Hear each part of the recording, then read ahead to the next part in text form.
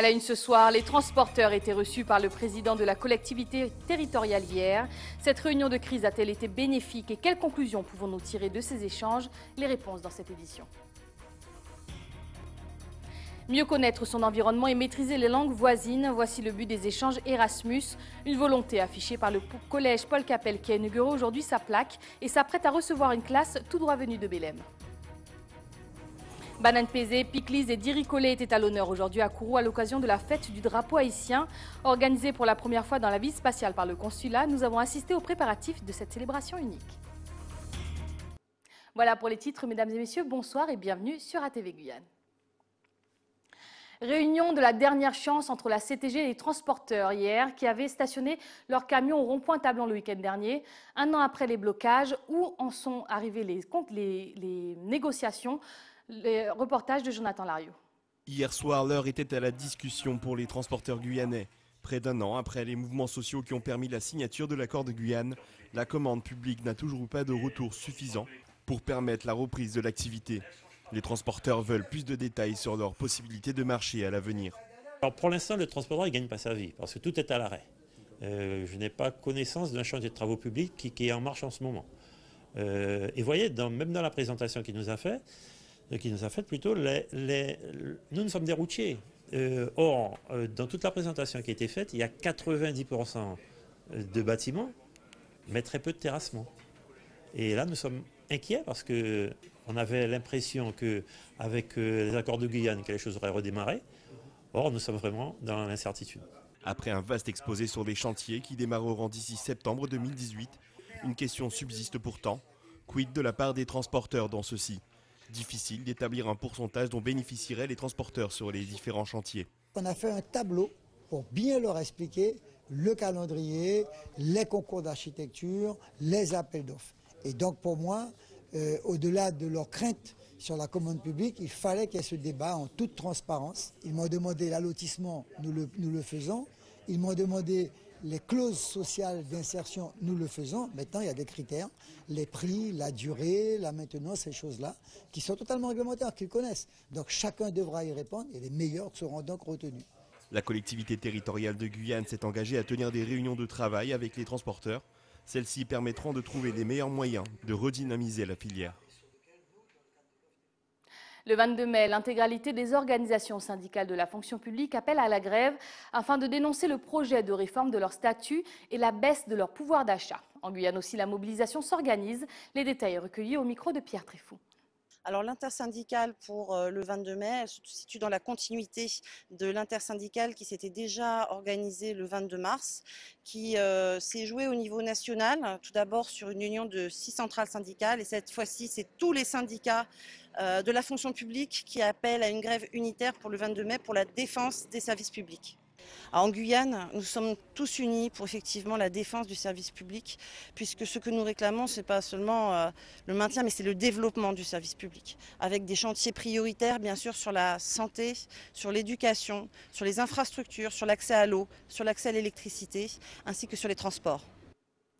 Cap sur la Martinique, où le mouvement national de la Croix-Rouge a trouvé un écho dans l'antenne locale de l'île.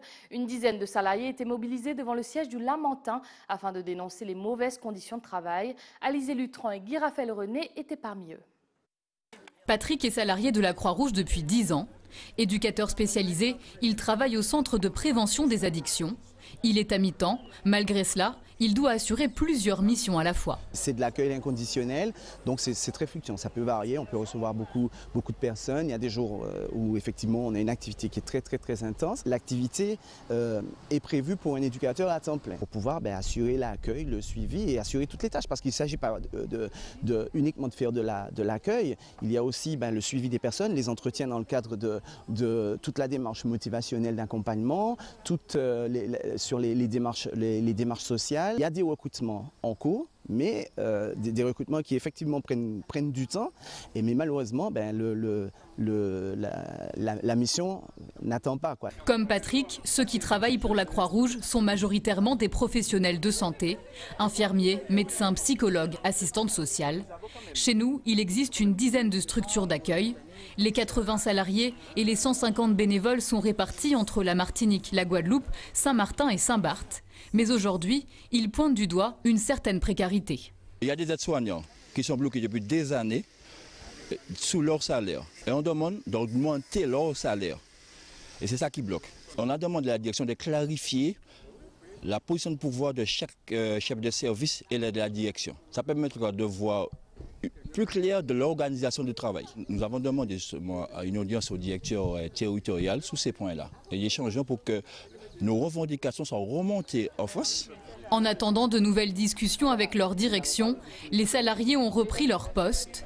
Présente dans 26 pays, chaque année, l'organisation humanitaire vient en aide à près de 4 millions de personnes. Retour en Guyane pour aborder le chapitre éducatif. Une plaque Erasmus illustre désormais l'ouverture d'esprit des élèves du collège Paul Capel. Organisée dans le cadre du mois de l'Europe, cette inauguration a mis en exergue le travail de ces élèves autour de leur connaissance de leur milieu environnant. Des élèves qui ont eu la chance d'aller à la rencontre des jeunes de Belém et qui s'apprêtent à en recevoir un pour un séjour linguistique ici en Guyane. Pierre Tréfou. Depuis 2 ans, le collège Paul Capel est engagé dans un projet de jumelage numérique sur la plateforme eTwinning, le projet Erasmus+.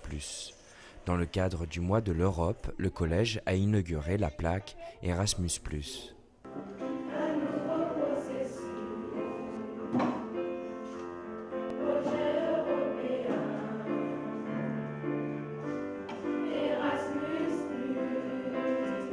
Ce projet consiste à émettre des solutions, faire des projets innovants autour de la réduction des déchets et la préservation de la planète. Donc, dans ce projet, les finalités sont de créer une poubelle connectée, interactive, un guide de conversation en portugais et en français, toujours sur le développement durable. Et sur un dernier point, travailler sur la méthanisation. Donc ce projet englobe 3 axes finaux, mais avant d'arriver jusque-là, il y a un tas d'étapes. Donc ces étapes sont toutes les activités pédagogiques qu'on fait en cours avec les élèves. Les élèves sont partis en Espagne pour aller découvrir les techniques de tri pendant une semaine. Avant, je jetais tout n'importe quoi à terre et j'ai remarqué qu'il fallait prendre soin du monde et que recycler, c'est très bien. Quand je le vois jeter des choses à terre, j'ai dit que non, on ramasse et jette de la poubelle, ce serait mieux pour nous. Cette année, afin de pérenniser les échanges annuels entamés entre les écoles brésiliennes et françaises, le collège a accueilli une délégation brésilienne, avec un programme d'activités axé sur la connaissance des techniques artisanales utilisées dans les professions liées à l'éducation au développement durable. La semaine prochaine, ce sont 2 classes du collège Paul Capel qui se rendront en Roumanie et au Portugal pour y découvrir de nouvelles techniques de tri. Le chiffre de la semaine est le 2,4. C'est le pourcentage d'électeurs supplémentaires qu'enregistre la Guyane, alors que la moyenne nationale d'inscrits est en baisse. La Guyane fait partie des seuls départements à enregistrer une évolution positive avec la Réunion, plus 1,2% et Mayotte, plus 2,9%. Direction à présent la Guadeloupe où la bataille fait rage entre la voile traditionnelle et la CGVT.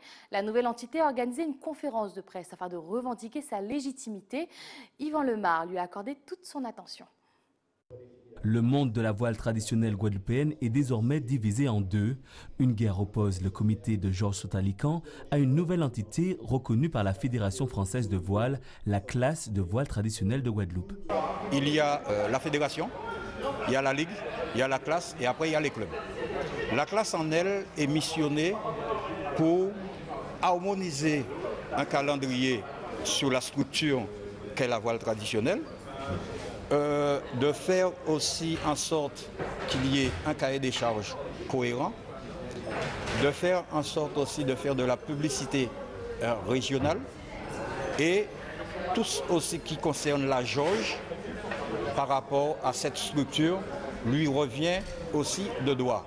Chose qu'on n'était pas avant parce que le CGVT faisait tout en tant que club et logiquement et juridiquement, ce n'était pas de son droit. Fort d'une vingtaine de bateaux inscrits à son championnat, la classe revendique une vraie légitimité.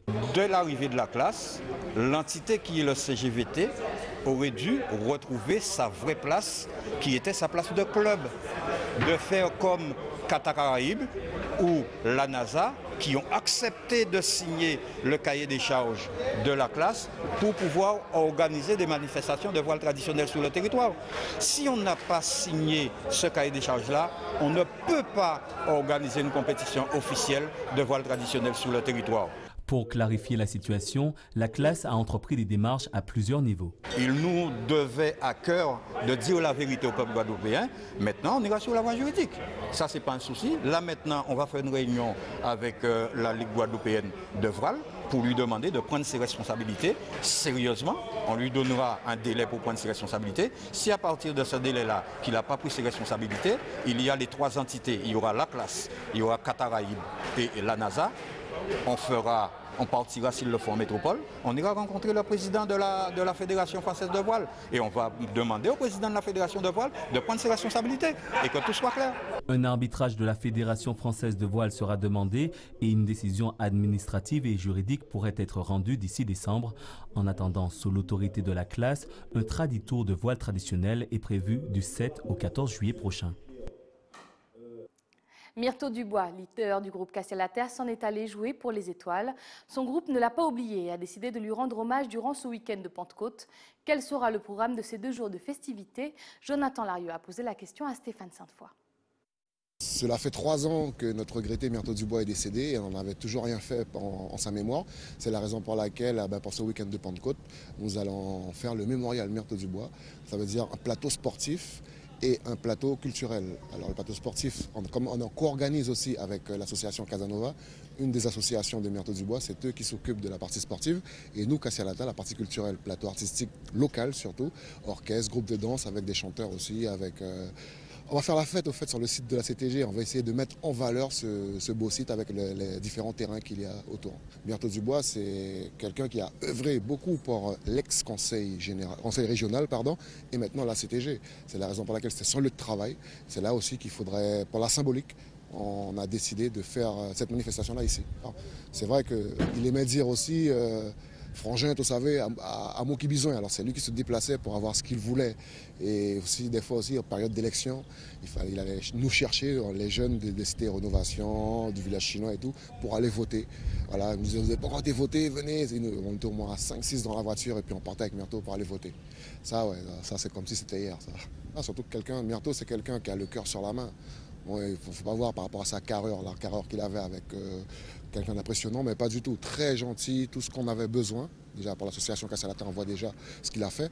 Et même pour la Guyane aussi, en tant que DJ-jockey, il a fait danser 3 générations quand même.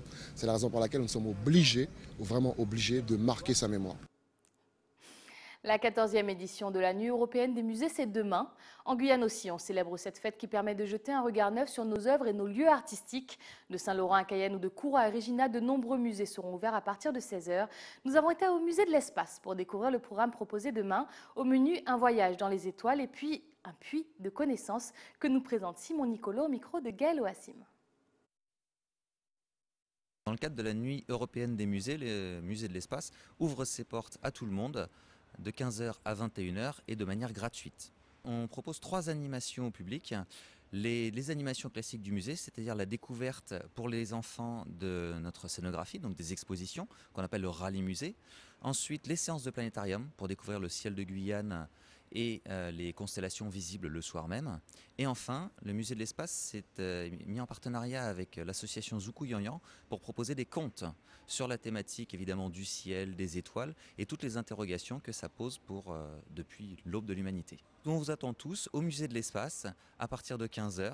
Vous pouvez nous contacter au 05 94 33 53 84 et c'est à Kourou, Centre spatial guyanais.